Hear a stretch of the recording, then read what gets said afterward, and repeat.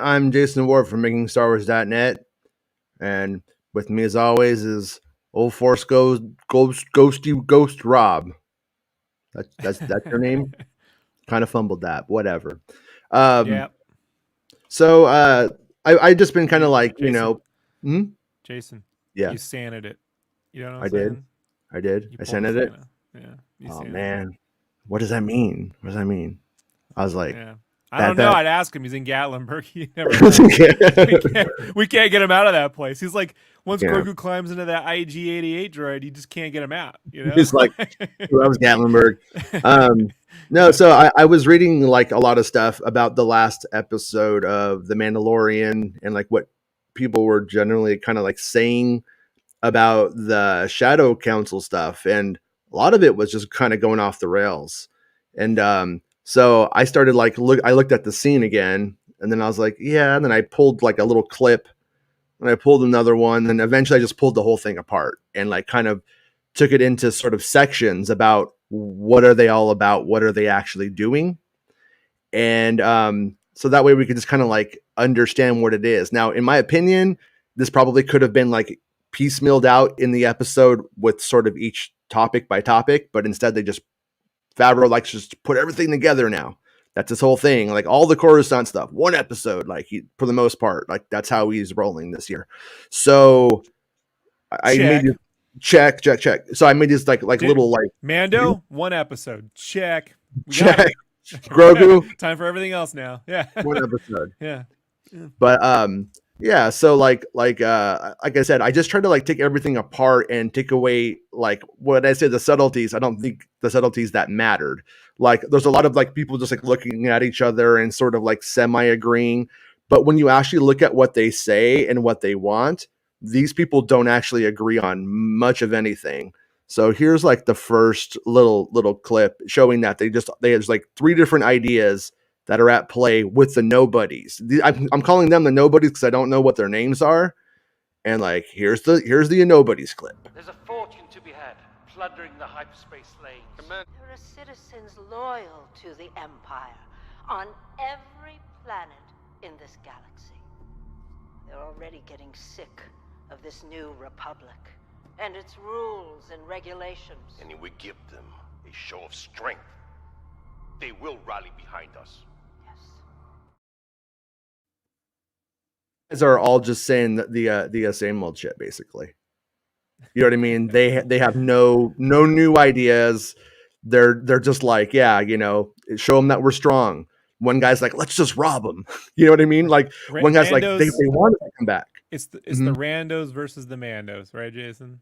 Yeah, the Randos versus the Mandos. And so like those guys are all just, like I said, their ideas don't even sit together correctly. Like doesn't make sense. Like he's like, I'm robbing people.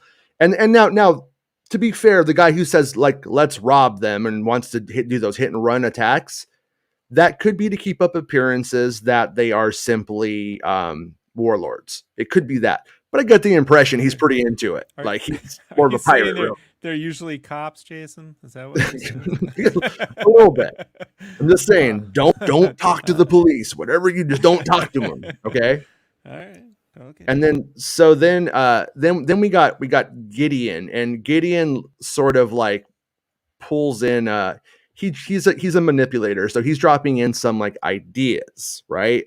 And his idea basically is he's trying to say that Pelion and Hux have everything. Let's be a little more egalitarian here. He's trying to get his shit like reinforced, basically. And I kind of think that he bombed Bo-Katan's house so that way he could get those reinforcements because he wanted to make this statement to the council. And and also Bo-Katan, he's pissed at her for getting arrested. You know what I mean?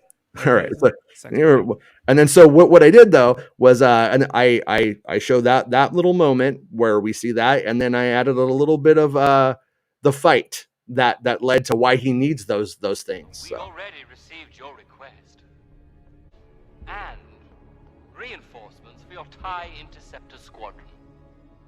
And bombers.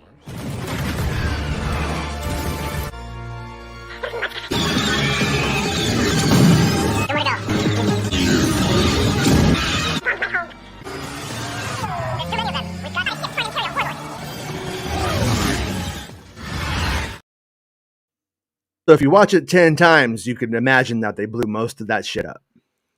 But Jason, Mhm. I want a fan edit where he says, "And bombers." We cut to that King Bomb in the Mario movie, when he's trying to sit on the, when he's trying to sit in the pew, right? Yeah.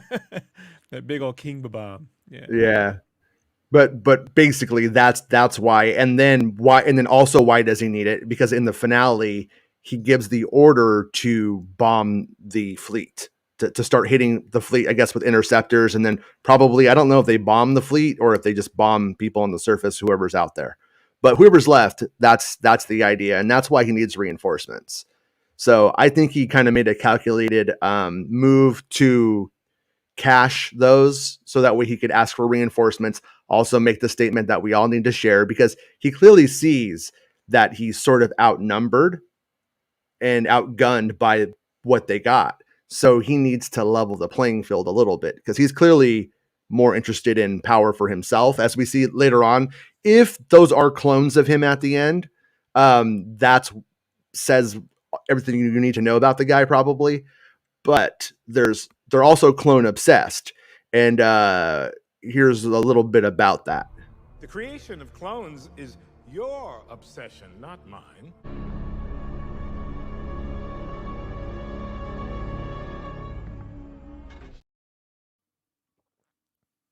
Literally walks past vats of clones to go to that conversation where he accuses somebody of being clone obsessed, not him. And then when we look at the end of the episode, and that too, so we could see that it essentially the power players on the council are just basically clone obsessed. They see that as the way to get back to some kind of power. Like when conservatives hate people in drag, and then there's photos of them in drag in Brazil, right? Yes, like 100%. But actual video footage, up close, interviewing, hanging out with them. Maybe an ex-president motorboated one of them at one point on camera. You go look that one up if you don't believe me. So, yeah, that's fun, right? Yeah. So just like that, but with clones. Okay. And so with clones. Tamura Morrison's like, "Hey, what's up?" Hey, so I'd be a beautiful woman. No. I'm getting all confused. You got me confused now. Once you've cloned yourself 1,000,000 times, what are you? Like, really think about that. Like, I mean, in a council of Ricks, is if you have 1,000,000 Ricks, is that even human anymore? I was gonna say, if you kept cloning a clone, you get Pauly Shore. But so anyways, we end up with whoa. And then, yeah, right. So we end up with a call for new leadership, right? And now this is the moment where, when I first saw it, I was like, what does that mean? It was just like a lot to comprehend in the moment, and then this overshadowed everything else for me. And then me and Bespin were having a conversation. Bespin's like, could the Necromancer project, could that be Thrawn's like plan to bring people back to life or whatever? But when you take out like a little bit of the posturing in it, and you just like cut it down to what it is in essence, what the conversation that they're having, it only alludes to Darth Sidious or Snoke. It's pretty much the only way you can take it, because they're trying to clone or bring back their like leader. And so here's the clip. Perhaps it's time we look to new leadership. Project Necromancer is a place for that. Yes, Commandant. Project Necromancer is where their new leader is going to come from. And it does make the most sense that it would be Supreme Leader Snoke, right? He would come out of that. And because like in my... Sorry. I was going to say, do you think they're going to make the Palpatine storyline announcement and Dance of the Necromancer update or something? They like to make Palpatine announcements in games, right? So yeah, they got a whole Necromancer game out there. They could do it, right? Somehow. It's like Palpatine and Snoke dancing, and like Gideon, and like you're making clones while you're dancing. Yeah, Yeah. I'm of the opinion that you can't bring Snoke in before Thrawn. You can't bring Snoke in parallel to Thrawn. So I think they bring in Thrawn comes back, Daddy's home. They do one last push against the New Republic. It likely fails. Thrawn dies, and then the last little bastion there of hope is via what Hux. We calling them little bastions. They Little got daddies. What are you talking about? little bastions. Because a clone got no mommy, he's a little bastion. All right, Yeah, Jason. that's fair. All right.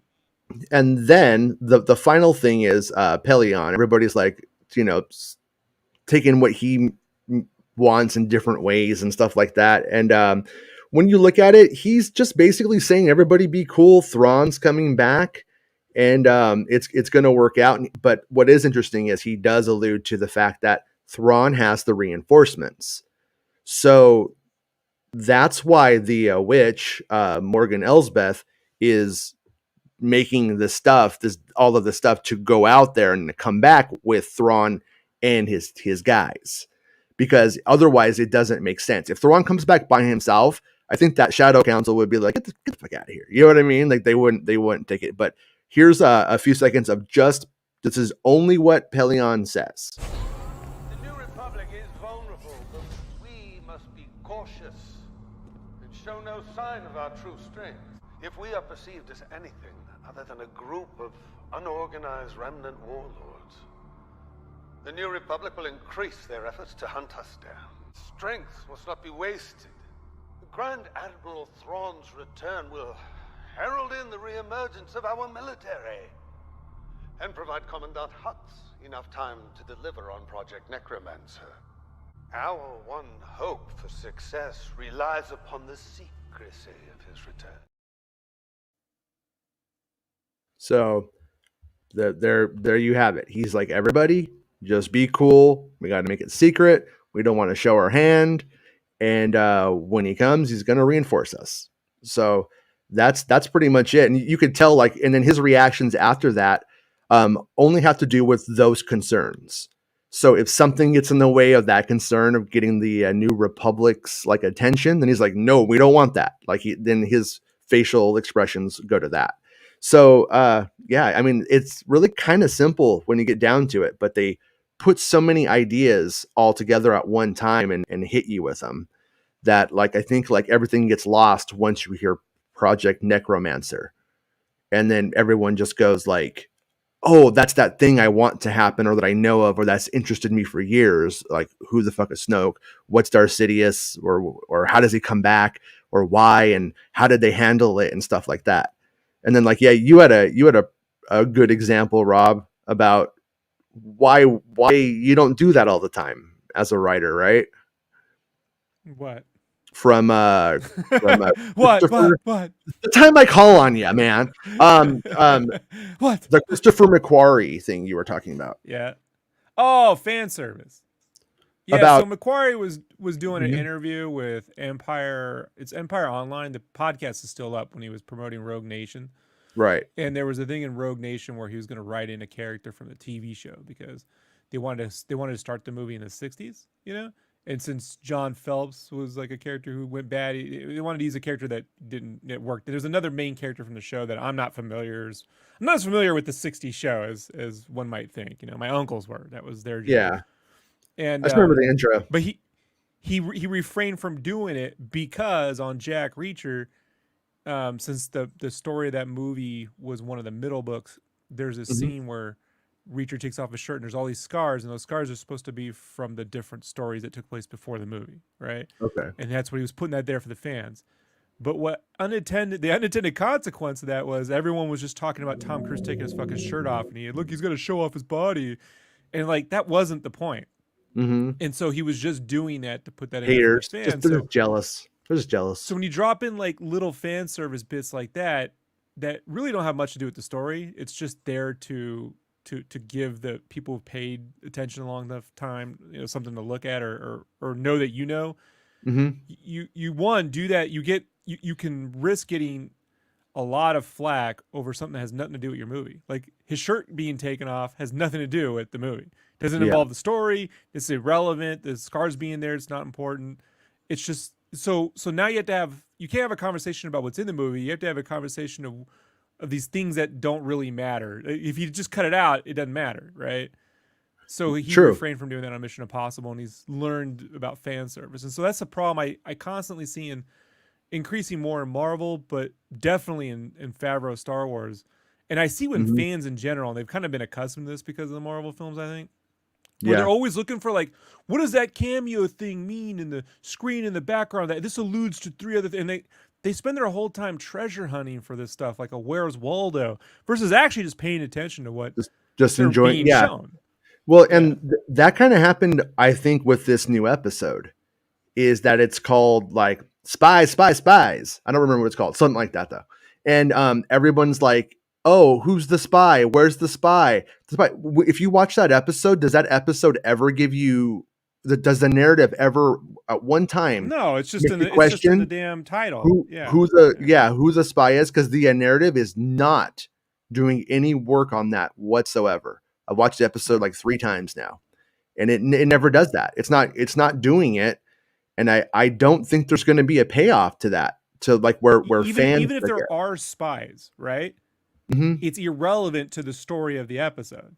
Like if you never saw that title, you watch that episode, you coming back with spies are the focus of this? No, it feels like a mistake that was made in the writing, and they're gonna pay it off in the next one. So they labeled this one the spies. That's what I feel is being happened. That's what's happened is, and it's been my critique of this season specifically that this series feels a lot like a first draft, and everything that kind of stands out is like trying to mitigate a first draft without actually going back and doing 3 or 4 more drafts to actually solve it in the writing or maybe in the editing. I mean, there's only so much you can do. I'm very sympathetic to the realities of production, right? Like you never know. There may have been like, hey, we have to get this because we only have this and no. You just never know how that works out, right? Yeah, but, I mean, it might have been written and then Rangers might have got shelved, and then they're like, oh, great, now nothing else makes sense unless we start dropping in all of this stuff into the Mandalorian. That's probably what happened. Where I think the critique, I think is relevant is if it's your flagship series on your big streaming platform that's also going in to fuel theme parks like Mando's walking around right now in that theme park with Grogu, then I expect a little bit more on this stuff. Like we shouldn't be noticing any of these things. The label, I'm going to tell you right now, other than how many episodes of Breaking Bad have you seen? Like all of them, right? Yeah. You've seen them all. Yeah, I've seen them all. How many of them can you name? The episode the one with titles. the fly? Right, the Ryan Johnson one. But the fly was central to that whole episode, right? Like, sure. but to be fair, I just thought it was called Spies, and Left Coast Graphics said it's called The Spies. So Spies like Zuckus, huh? No, I know. Okay. I see That's spies, and I think spies like us. I'm with you. I'm with you, man. Donna Dixon. I mean, that's how old Dan Aykroyd got married, But yeah, that's a bummer that this is. And also maybe it's just because there's so little happening emotionally, right? With the characters. There's lots of stuff happening, but I'm saying emotionally there isn't an emotional arc that we're on with anyone that the audience is left to hunt now for clues to, like to be engaged in a way, I feel. Right. But I may be wrong. That's just my take, Yeah, I mean, I don't think it's as like what did Griffin said something a minute ago. He's like, this season of Mando has been hot steaming garbage. And I'm like, well, streaming garbage would probably fit with what you're saying too. But I don't think it's that hyperbolically bad, but I also don't think that it has a lot of finesse to it. I think now that the show has got a little bit more complicated, that finesse definitely isn't there. And it never was, for the record. It was so simple before. It was like fine. You just it didn't matter. You didn't know. It wasn't doing a lot of heavy lifting. And then this is the season now where it's like, oh, we need to do all this heavy lifting for Ahsoka and Skeleton Crew and Thrawn returning in that movie and all of that stuff. And you're like, well, okay, there's a lot on its shoulders, and it's not it's kind of doing instead of just being like, I can hold this no problem. It's buckling under the weight a little bit for sure. I'm gonna be honest with you. I as a series as a whole, I still think Kenobi's the worst for me, like overall, in terms of what it could be and what it is. Right? Yeah. So with this season, I didn't know what this season could be because it kind of was already resolved, like in a way. So like the whole Mando Grogu story to me, I was like, once he got that little fricker back, it's like I was like, all right, so whatever they're gonna do, I don't really know what they're gonna do. It's just that hot garbage to me is like, man, I could show you some seasons of Arrow where you wouldn't sit through it for 3 seconds. Go watch that Gotham. What's that one that's out now? Gotham Knights or whatever. Try to sit through that for 3 seconds. I think Bespin was telling me that the guy who did like the Flash TV show and stuff is the guy doing that Harry Potter show. I was like, ugh, that sounds awful. No, someone wants that to happen, but I'm of the mind they haven't announced who's show running that. Okay. They're going to get someone British to run it because I don't believe they're going to get Berlanti or anyone from the CW to. It's an RuPaul, British. Maybe RuPaul. No, the people are looking in the wrong direction with that. So, yeah, RuPaul could do it. RuPaul could do it. She has run a successful show for quite a while. Go figure. So hard. I don't know what you people think hot garbage is. Like, if I'm embarrassed, what do you mean, you people? Yeah, sorry, it's just I've sat through enough bad TV to know, like the difference between this is embarrassing for the series, I don't like it, versus this should be burned and destroyed and never looked at again, and that sort of thing. It's so rare that happens.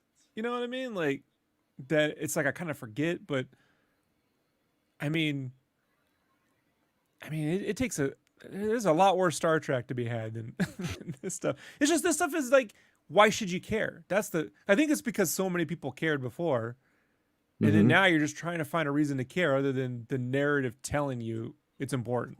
Right. That's the weird part, because it seemed like they had that thing down, and now it's like they're writing world building lore, and I don't know, man. People love to do that with fantasy novels. They love to write world building.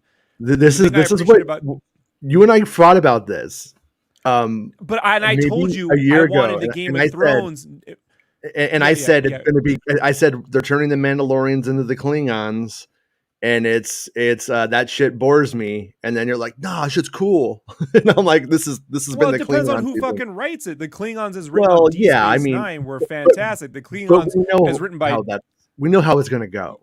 That was my point. Look, I have to always preface, like fantasy can be really fucking dumb, but the Game of Thrones novels are great, not because of sex and violence, but because they focused on the individual experience, and then wrapped it around intricate web of relationships, right? Political relationships and personal relationships, and there's no relationships here.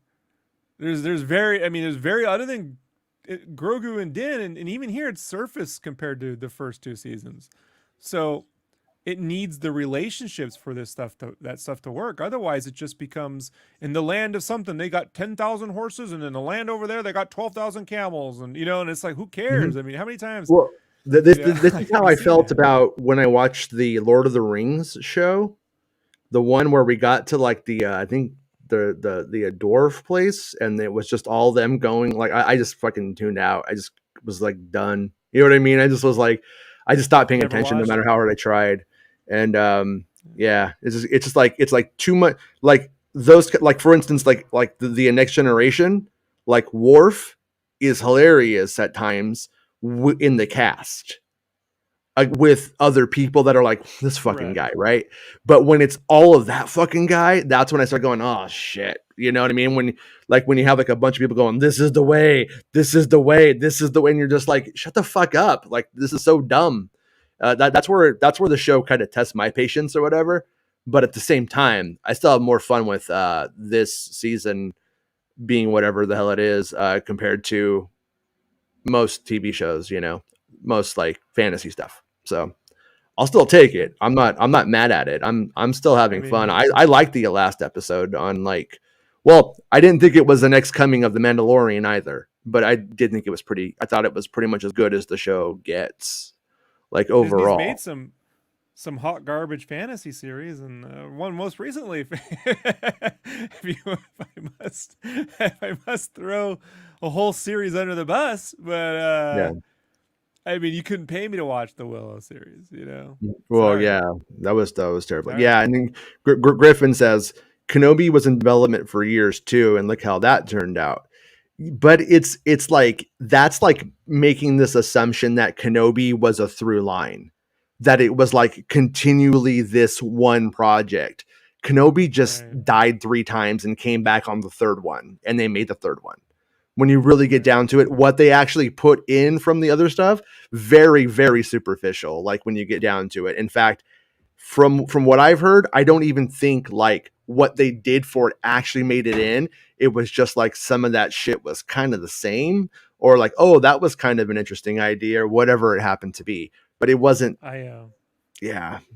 I have friends that received style guides for the movie when it was going to be a film a year out. They were, before COVID hit and everything got switcherooed. Mm-hmm. And the stuff I mean, the stuff that was in that style guide is not in the series. Big stuff, so it's like totally different projects, folks, like. Yeah, that at that time, that was probably like their like more of their like here's why you should do business with us on this one kind of thing or something.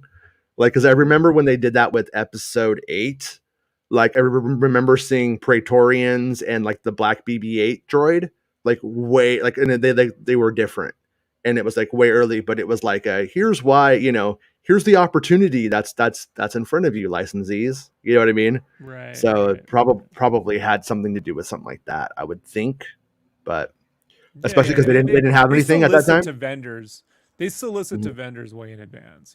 Yeah. Like here's why they'll fly them out to sometimes it's New York, sometimes it's LA, or wherever the hell they're at. And even for even for Star Wars stuff, I think they've gone to New York for. I don't know why. Like it just depends on where they have these stupid things. But it's for like licensing vendors, not like movie critics or pundits, shit like that. Yeah. There was also Bespin did a little bit of research for us for the show, because he's producer Bespin, as I like to call him. And there was the announcement about that the Dave Filoni movie could come a year earlier than we were expecting, for it to be the second Star Wars film 1 year after the first Star Wars film. Well, my whole thing was, not in this economy, but not in this climate. And Jason, Filoni, you saying I'm a little premature? Is that what you saying? A little bit. My movie's gonna be a little premature. But I think this time you won't get in trouble for it, baby, because Bespin went and he pulled this like Cameron quote, and it's James Cameron. He says, "We have to go through the process of getting them done. Ideally," this is Avatar, "ideally 2 years from now, Avatar 3 comes out. Ideally, maybe 3 years after that, Avatar 4 comes out. Then maybe a couple years after that, Avatar 5 comes out. So we won't be away from the marketplace." And that was on December 29th. So that, according to like his words of what he's generally saying, that would be Avatar 3 December 2024, Avatar 4 December 2027, because that he says 3 years, so that would be 2027, and then December 2029 would be a couple of years after 4.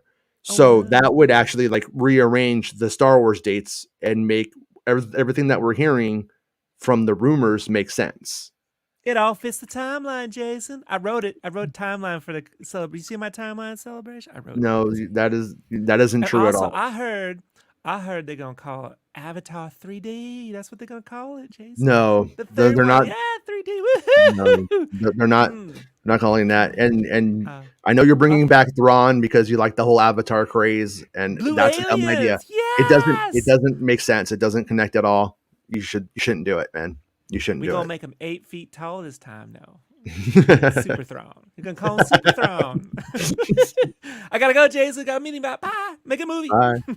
Bye. It's making a movie. Can't stop him. Can't stop him now. Can't stop him. We're making a Filoni. Making a. But as an Avatar guy, does that make sense? Does that seem like it's probably the way it's going to you?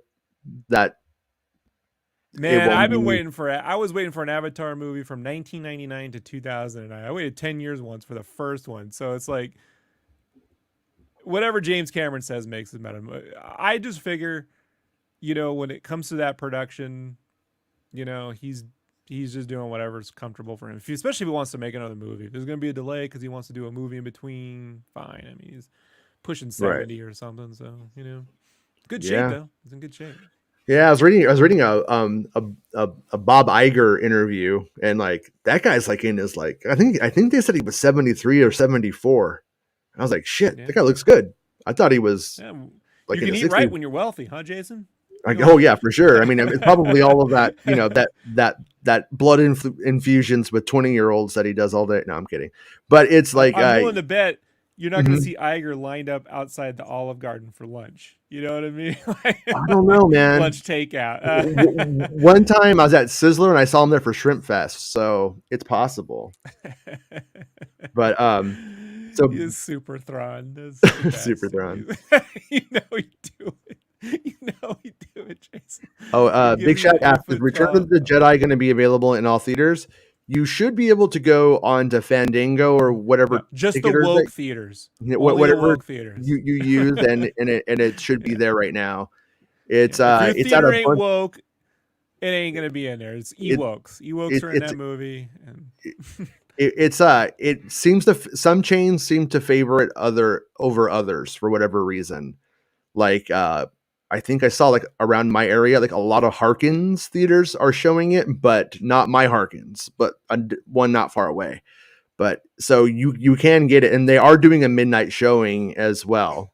And then Conchi just said WA just authorized the strike by 97.85%. So here we go. So who's the writer's strike 125. What do you get 25.25% of a per? That isn't Warwick. He didn't do it. Did he? That sounds like some old like white America stuff. You're only only 8.5% a person or something. Somebody's like, okay, can I still vote? Okay. This should be whole numbers, right? 97 or 98. I looked it up. Does Dianne Feinstein count because she's not all the way there, Jason? It's Michael Bay's writing. Michael Bay's writing count during the last strike counts for the 8.85%. He's not after the Transformers movie. They took away his whole vote, right? Yeah, right. He lost 15%. So sorry, that's how that happened. Yeah, but so like I was saying before, and I was telling you guys all the research that I was doing, it sounded like there wasn't really anybody who was going to vote to not strike. And my guess is that 3% of people who voted let's not strike are the people who are at the very top, who like the small writers room. Like, on Andor, how there was like that small writers room where there's like 3 people. I like that. That's done. According to the strike, that's one of the things that they want to stop, because what's happening is a lot of people are hoarding the money from and it becomes kind of a problem. Is that what Favreau's doing? He's hoarding all the money since he's the only writer. That's how they would see it. That's how a lot of them see it right now. I don't think they're necessarily like one writer's a bad thing if the project is a one writer job. One's okay, but 3's bad. I feel like this is. I'm not speaking for them, Rob. So don't try to fight with the Writers Guild based off of what I'm saying right now. You remember when I had to have the Andor Critistorm graphic up because of all the shit talking you were doing for a good year? You remember that? I wasn't shit talking Andor. I called Andor exactly how it was going to go. I don't know, Jason. I had to make a whole graphic because of you. No, I was like, made me do it. No, Andor is going to be cool. I always said it. I was excited for Andor. We covered it every day. We're covering it today even. But I was like, at the end of the day, though, this isn't going to make a big splash because of the way it's being sold. And it, see, I made this whole graphic just because of you. Oh, I didn't show you. But so anyways, though, in 2 months from May 1st is about the time that the DGA then goes on strike. Whatever they give the writers, whatever they give the writers, whatever the studios give the writers, they will likely have to give to the Directors Guild. So the front line is going to be the WGA fight. The Writers Guild is going to be the big fight. And then to a lesser degree is SAG, the Screen Actors Guild of America. So this right here is a lot of money from the studios and a lot of concessions for them to make. So I see this going like this way for probably. I mean, the longest strike in memory was like 100 days, but I think this is gonna be way worse because I don't see them going and giving up stuff that easy. So, and that's going to affect all of these movies. 6 or 7, right? That affects all Star Wars shows. That affects all movies. And the thing about it is like films. Supposedly they went with the TV shows, and that's why they got them in production the way that they did. That's why they were doubling up so hard when they didn't really need to, because they knew that during this time there wasn't going to be any writing going on. And so scripts be damn, we're making these shows, right? It definitely messes up. I mean, it could if it goes a long time, it's going to fuck up the production on the next Star Wars films. If it's only like a month or two, it won't matter. I mean, and writers, even though they're not supposed to be writing at all, a lot of writing is done in your head before you sit down at the page, obviously. And so I think they'll just be super prepared to. Some people don't put that much thought into it. Okay. 0.85%. Okay. That guy. Yeah, that's that point. That's why that 25, that 0.85% missing. The people, we don't think about it. We just do. Yeah. But I mean, this might, lead to some really boring TV in the future too, and movies. But, there's actually a lot of scripts out there already, so they'll be fine with getting scripts for things that just exist. But in terms of like existing, like wasn't Breaking Bad one of the shows that had to do a short season because of it? I think I want to say Breaking Bad happened to Breaking Bad. I think. I think Lost was the show you're thinking of. No, that was before that. Or it was Lost as well. But I think it might have been like one of the early seasons of Breaking Bad too. But anyways, Garth Knight gave a $4.99 super chat and says the Shadow Council was awesome. Were they all human? Yeah, they were all human. If memory serves, they were, but I liked the Asian gal. Hux's dad was lame. And so the Asian woman, she just wants love. She just wants everybody's gonna can't wait for us to come back. She's one of those we're gonna be greeted as liberators types, but not, probably not. And then Hux's dad is just kind of he has the power. Son, right? Well, he actually has the power though. Unlike his son's a little Hux in Force Awakens is overcompensating. This guy actually has the forces and the technology and he has the power to veto what Gideon could actually get. So he actually does. Nepo baby can't do shit though, right? But his Nepo baby could not do shit, and he just wanted to beat Kylo Ren and literally tore the whole fucking place apart to do it. Okay. So, yeah. So that's where we end up with all of this shit. I can make fun of Nepo babies because I turned down being one. My dad wanted to leave me his whole security company. I'm like, I am not a responsible person. I don't care if you're in the pool past 10. You leave me. What do I know about running a security company? I can barely handle this podcast. I can just imagine all of his guards turning on him. It's an armed security company, Jason. They just all pull out their weapons and imagine if Rob had gone that way and he was in the chat right now, he would just be talking about Lucasfilm security the whole time? That'd be his whole thing. Like, oh, you I'd know, be like, they could really put a hamper on these you're leaks not if they made for do. this. You're not made for this, Bestman.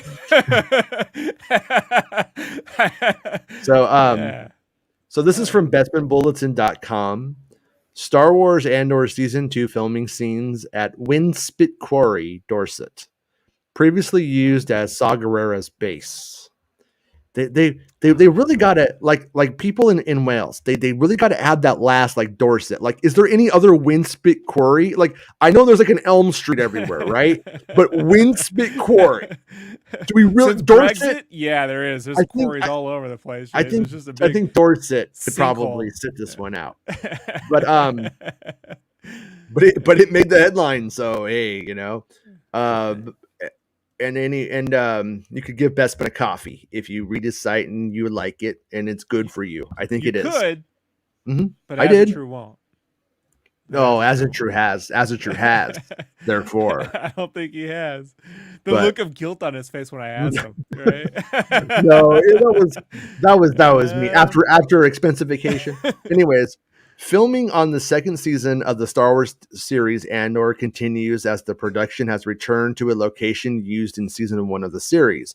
The location in question is the Windspit Quarry in Dorset, England, a location used in season 1 as the hideout for Forrest Whitaker's Saw Gerrera as his rebel extremist group, the Partisans, which Stellan Skarsgård's Luthen Rail visited. So basically this article is kind of this development is bigger than you would think because it does promise that we're likely to see Saw Gerrera back, that there will be some developments in that, as opposed to it just kind of dropping off. Well, right? Yes, that's possible. I mean, it depending on which episode he shows up. You think Luthen hangs him out to dry and he gets attacked? You know what I mean? Like it's already in canon that he got gassed on Geonosis, I believe. Wow. I'm so glad that they tell all the interesting stories in those comics no one fucking reads. It was in the comics, and I think it was like kind of being set up in Rebels, but don't quote me on that. I don't think it. I'm so glad they do that. I'm glad they do everything in the comics and not in the shows. To be fair, when they started it, I don't think they understood exactly like how that this show was going to happen. You know what I mean, though? Like obviously, not fair. They're uncompromising. When they when they had K2SO meet Cassian Andor for the first time in the comic book, clearly a fuck up. Clearly them not seeing the new content as potential legacy content, you know? So, but it is what it is. So anyways, he goes on to say no pictures have been taken at the location due to strict security in the area, but because you guys aren't built for this. Anyways, but the setup is currently underway at the location with filming due to begin later this month at the quarry. Currently, there is signage posted around the area informing locals that the area will be closed off to the public from April 12th to April 29th. Swanage News is reporting that the production crew have begun setting up a base for the actors and crew members in the field in Acton near Lincoln Matravers. Okay, cool. Then we got a little picture from last season. My best Peter Venkman. Okay. If you've been following me for a decent amount of time, then you'd have read various times to look out for pink signs with certain letters on them as they are related to specific Star Wars productions. Not all pink signs are Star Wars related. God, those fucking Star Wars leaks people, man. They see a pink sign, it'll be like a pink sign, and it'll be like Superman. They'll be like, "Is this Star Wars?" It's like, no, it's fucking clearly not. Anyways, they're common practice for film and television productions. And I've seen various social media users and Reddit users follow random pink signs to productions unrelated to Star Wars simply because they saw and followed a link sign. I think that should be pink sign. This is something that Cinefex never covered, you know? Like during the production of this movie, a bunch of yahoos on YouTube were chasing pink signs to find out where we were filming the scene. Well, we were filming here, losers, you know? Look, no pink signs. Like, it's that thing you never know. You know, like, But that's going if on. you're in areas near Windspit Quarry, God, why was it called Windspit? That's so Some gross asshole sounding. sat there and spit, you know, In the what I mean? wind? Like in the wind. Yeah. Yeah. It flew back in his face, and that's Like how it big, happened. big Lebowski, but instead of ashes, spit. Look out for pink signs with the letters EE. Morons. No, I'm kidding. You'll see variations of these three signs, such as EE, LOC, which means EE location, EE crew cars, and EE base. All of these are for Andor and stand for E&E Productions Limited. In relation to Andor, another word you should be looking out for is Pilgrim, the code name for the series. Pilgrim or variations of it won't be posted on pink signs, but it'll be used by crew members. I recommend readers hoping to get a glimpse at the set and possibly actors present might want to get a move on, as Andor filmed at the location in May of 2021 for just 3 days. So Go buy your tickets now. Fly out. yeah. Wouldn't it be great if- Buy your tickets before they're gone. So right here you can see. What if like 50 Andor fans just like bum rush these sets, you know? Like it was Area 51. Remember when they were gonna rush Area 51? Remember that? Oh yeah, they were gonna So run much at it happened like since then. Naruto. Yeah, That like was the plan. Naruto. I really wanted to see that. Just getting machine So gunned bad. down by it. More than anything in the world, Jason, I wanted to see that. Like, there's gonna be a mass murder in America, since there's one every fucking day. That's the one I wanted to see. You know. Hey, you know what? No, let's keep the UFO people. They're fun. They're at least fun. I know, but I just wanted to see. I wanted to see the UFOs would come down and defend them. You know? Okay. What if they did? Like, what if that's the one time the UFOs? We've already solved that one. one with atomic weapons and hurricanes and earthquakes. They don't save us. They just And Billy Meyer. They just watch us die. They show up for Swedish sex cultists. Okay. So Bestman goes on to write, the only other Star Wars production in the United Kingdom currently is The Acolyte, which has been shooting around the UK for several months, including the Brecon Beacons in Wales, which I exclusively reported and revealed that pink signs in relation to the production sport the letters PDX, which stands for Paradox, not the Portland Airport. The code name of the series. The Acolyte is currently still filming and will do so until next month. So if you see any pink signs with the letters PDX printed on them, it may be worth a follow. Andor Season 2 will release in August of 2024, and filming of the series will conclude in August of this year. Season 1 of the critically acclaimed series is currently streaming on Disney+. And then you can follow his social media stuff if you want to. And that's how you do it right there. So all I know is in August of 2024, I'm going to bring up the pink signs again. You write that one down, folks. And no one's going to remember what I'm talking about, Jason. You will. You got the mind for it. But no one's going to get it. And thank you, Garth and Conchu, for the super chats today, by the way. I don't remember if I thank you guys, but I do appreciate it. And Bestman says, let's never run the fucking place. Fucking buggy, man. I told you, man, you're not built for it. Honestly, I don't think you can Naruto run. I don't think I could either. I think we're just gonna fall forward. 20 years ago, maybe, but even then, I'm afraid of trip. You would trip out there easily, right? Then face plant. Yeah. So that's what you guys need to do. Get Nick out there. Go. All right, Nick, we're going 1, 2, 3, and then just let Nick go, and then see what happens. Poor Nick. Oh man. Yeah. Someone should make a movie. Like that should be Jordan Peele's next film, the Area 51 race or something, the Naruto run or something.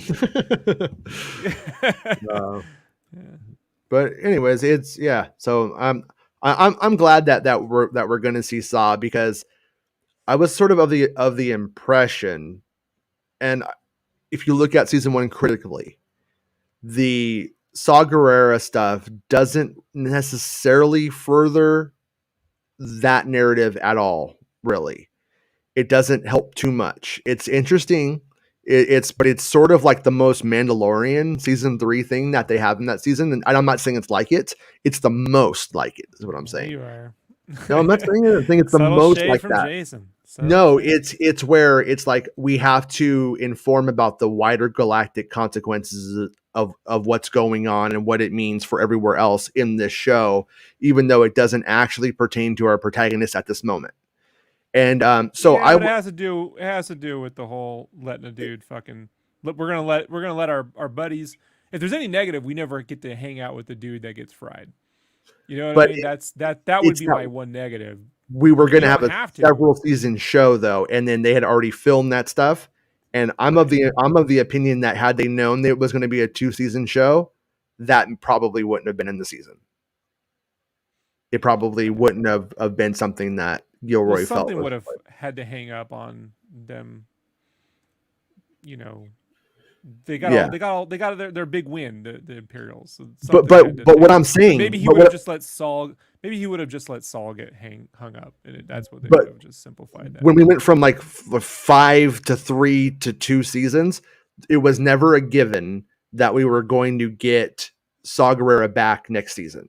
Like with as much heavy lifting as they had to do, it wasn't a given. Is my point. And so I'm glad that we are getting it. I do think it likely redeems the fact that we saw him in the first season. The fact that that might just come off as bloat in the end, but it likely won't. They will see that line through because they introduced it. So I respect it. All bloated.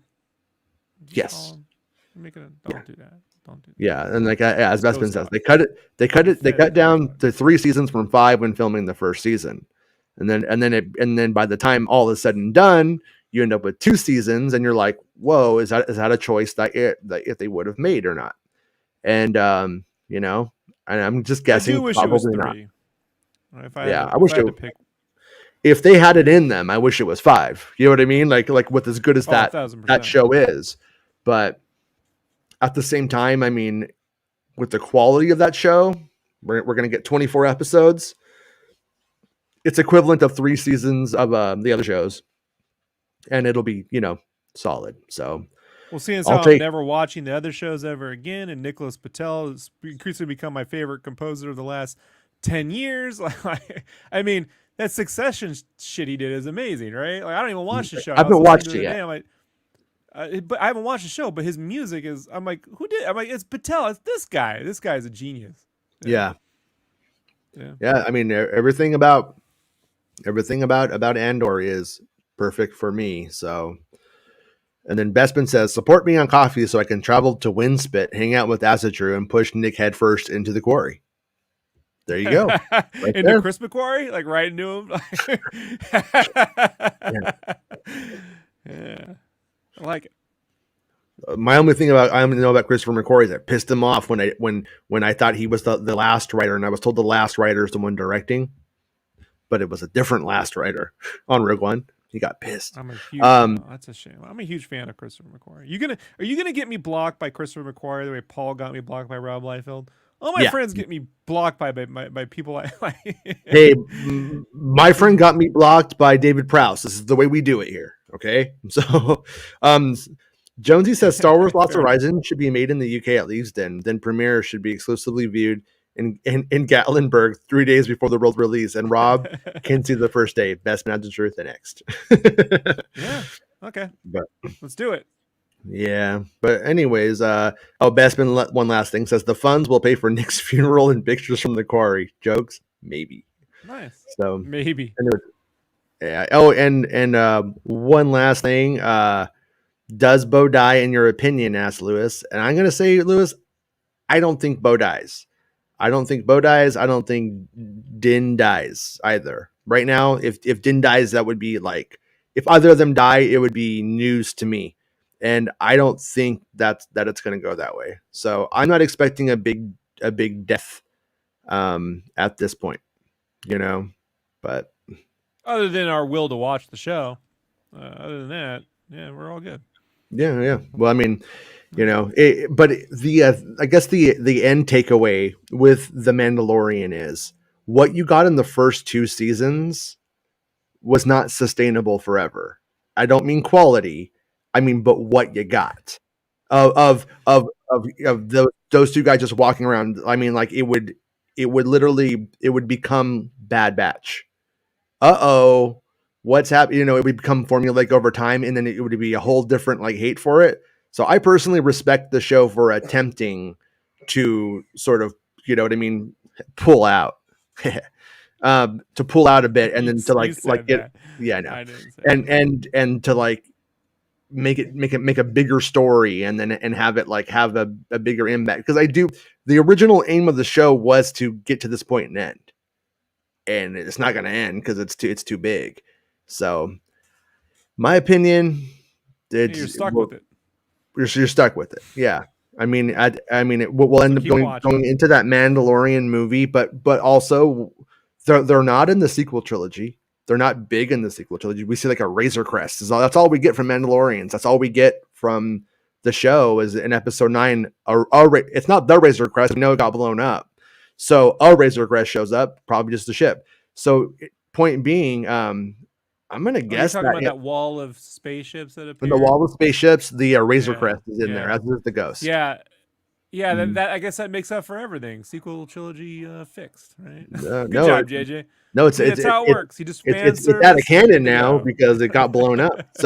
So anyways, that makes episode 9 not canon. Yeah, there we go. No, I'm kidding. But it definitely means that they're going to have to like the climate from this film and where it's going is going to have to change quite a bit. And Bestman says they made a bigger story, but they forced Ranger stories into it with bad actors, bad writing, flip-flopped on decisions made over the course of years, and now we're here. 2 good episodes. Ooh, I think that's a little harsh, but hey, I'm gonna when I listen to the harsh. podcast, I'd say it's a little optimistic. 2 good episodes. Oh, come on!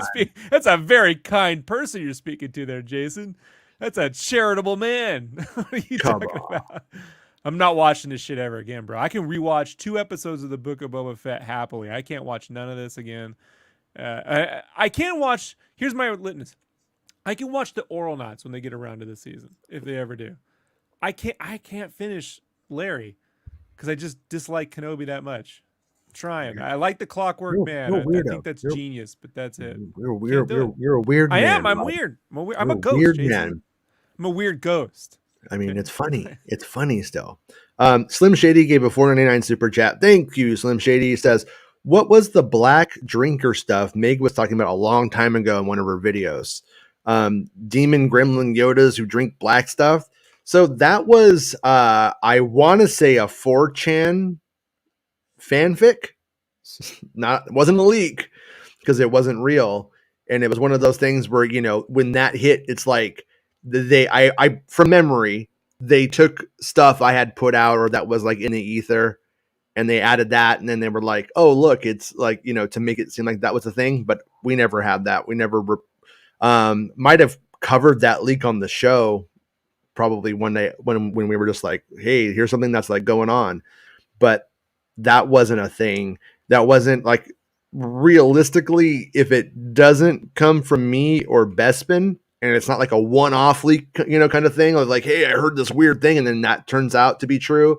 Like some of the stuff about Ragnar, some of that stuff I think is leaked out not from me and Bespin, and it's turned out to be true about what was going to happen with Paz and Ragnar. And but for the most part, like, yeah, that's. And honestly, so you're saying we can't trust Meg? No, Meg was just reporting stuff she saw on the internet. It wasn't a Meg leak. She wasn't putting that out. Okay. Right. Yeah, but also I thought we were going to start a beef war with Meg. Right. But no, if they were going to go and do that, like the amount of people and things it would take is pretty big. So I think one of us would have had it too. And then Bestman says it'll probably be 3 episodes by the end, including the finale. Favreau ain't built for this. I like that. It's a callback, Jason. And then I see another one from, and then Garth gave a $4.99 super chat and said, "Hey, what about those contemplative shots on the armorer last episode? Double cross in store?" I'm of the opinion of no. I don't think so. I think that those shots are just because, like, so there's this thing called the Krulshov effect. I have a video on it here, and it's like when you have a blank slate, what comes before and after makes you see what's on that blank face. And Lucas was a big fan of this. yeah, it's what brings 3PO to life and R2 to life to some extent, you know, and Vader. I mean, and like the most amazing moment of it is in Return of the Jedi when Vader's watching Luke get killed. The only thing they did to the costume is the Widow's Peak has been removed from the Darth Vader costume and it's pulled up a little bit. So he's a little more expressive in that shot. But that's like the only thing. It's still the same costume. And when you look at Vader, you think he's feeling sadness. Why do you think that? You know? And it's because of what came before and after. So anyways, because this kid's screaming, help me. Yeah. It's not like they just cut to that randomly. We assumed the whole scene. He's literally yelling, God, please, Father, he's trying to kill me. He's zapping my nuts. Like and you're like, right. What are you supposed to think? Ha ha ha ha ha. No, but anyways, that's how this works. And in these scenes, when you have all of these people in with masks on, and it's like it plays weird. But when you actually like I've seen people say Sasha Banks's character, Casca Reeves, is she could be the bad guy. But no, when you actually like watch the scene, she doesn't wear a mask. And like when you watch Bo-Katan, who's about to like tell the story, she's like, you know, about how she surrendered. You see her get pissed off because she knows why she did it. She knows she did the right thing. And she's like almost is like jumping to like defend her, which makes me think Casca Reeves isn't bad, isn't evil or a double crosser either. And I also don't think that the old crusty white guy and the old crusty dark skin guy are double crossers either. But I do think that they would be the best candidates for a double crosser because they're supposedly living on this ice lake on the surface all this time. And they go on a boat ride with them for fucking 20 minutes and the boat gets destroyed by a fucking monster. And it's never happened before to them, right? It's never happened before to them. I swear, this never happened to us. And then, they live in a planet where things can fly, and a whole universe where things can fly. And there's drives over the land that the dinosaurs live on. That's right. Interesting. Yeah. And they never once noticed a whole Imperial base with the cloning facility. So, in my opinion is that it like what the internal logic of the story, whether you buy it or not, is irrelevant. But it's like what the internal logic of the story is. They don't go there. They're going to a place that they don't go, and it's on the way there that they encounter the beast, and then that they don't go to the forge from and just hang out there. Poltergeist. Well, and they have a line where they say people try to go down below the surface, nobody ever comes back up, and that's probably because of the monsters, probably because of the Imperials, and probably because of the devastation at some point, you know.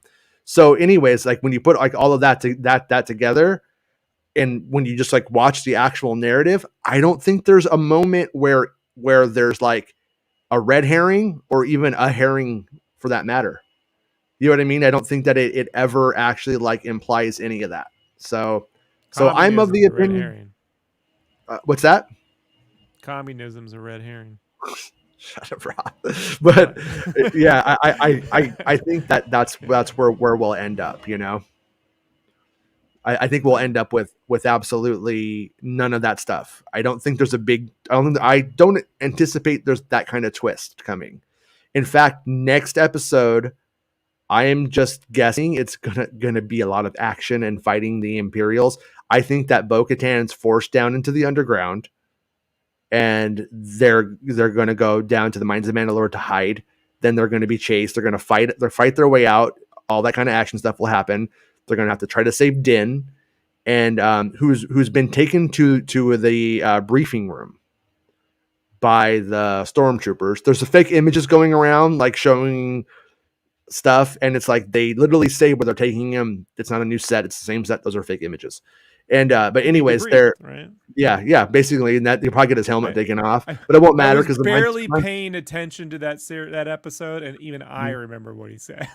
Yeah, and so they'll probably you know have the mask off. You know, maybe they'll kiss. I don't know, probably not, but maybe they won't have a mask on for once. But then at the end of it, we know that if there's like I don't know what happens to him. But we know that but from the leaks that I had heard, there was like, they go down back into the forge area. And remember I talked about clinking bracers and all of that stuff and people getting like adorned with things and, you know, how they actually do it and to how far they go, is hard to say. And I've also seen people, other than like that ceremony, taking my like finale stuff and like trying to like extrapolate from there what's going to be like in the last episode.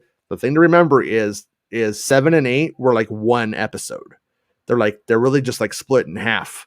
So it's a true two-parter, and it's really one long thing. So stuff that I said would be in the finale that was in the 7th episode, that's pretty much why. And then they did reshoots and they moved shit around, but it's the same thing. It's going to be more the same. It's not, I don't think it's like not going to be like I don't anticipate we're going to get like a whole new setting and stuff. It's literally going to be right there, and it's just going to be what happens in the moments after these moments. So yeah, I think in terms of like scope, I say take it down a bit, because I think it's going to be, I think the big takeaway, in my opinion, is if things go how I think it goes, is just going to be that if they push the Empire off of Mandalore for now, and they take their world back, and obviously at a cost. And so that's my guess how this all goes. But thank you, Garth, for the super chat. And if there is a secret spy and like a big switcheroo, like I said, I think it would be the guys on the boat, the old crusty guys. And if it's not the old crusty guys, then my other bet is what's his name, Axe Woves. I think Axe Woves is literally going to be a turncoat. I think there was a reason he wasn't for the arresting of Gideon.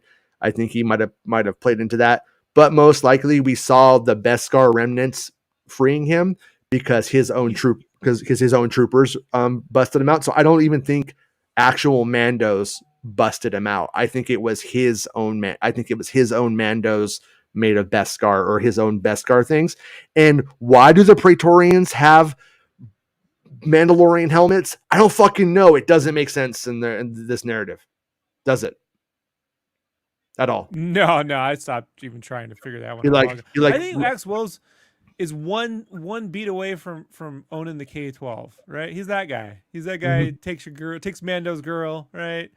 He runs the ski team, he's head of Cobra Kai. He's a pretty steals Bo-Katan's little boom box or whatever, right? It smashes it on the beach and shit. He's pretty dapper. I mean, those are all good-looking dudes, Jason. It's always the good-looking dudes that you can't trust them. It's us fuglies you gotta trust, right, Jason? Our final thing is Bestman Bolton's facetious question, but Jason, is Boba Fett in the finale? And the answer is no. I don't think so. Neither Bestman nor I have ever heard of anything credible that made us think that he was in it. And the only thing that people say is that he, in an interview, talked about being directed by Rick Famuyiwa. And the one thing that I always say is that doesn't mean anything.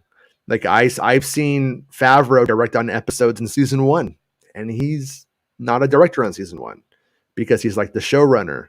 And that's what Rick Famuyiwa also, there's a chance that he was there and he was filling in, or he was just doing shots, or he had ideas, and and so he did.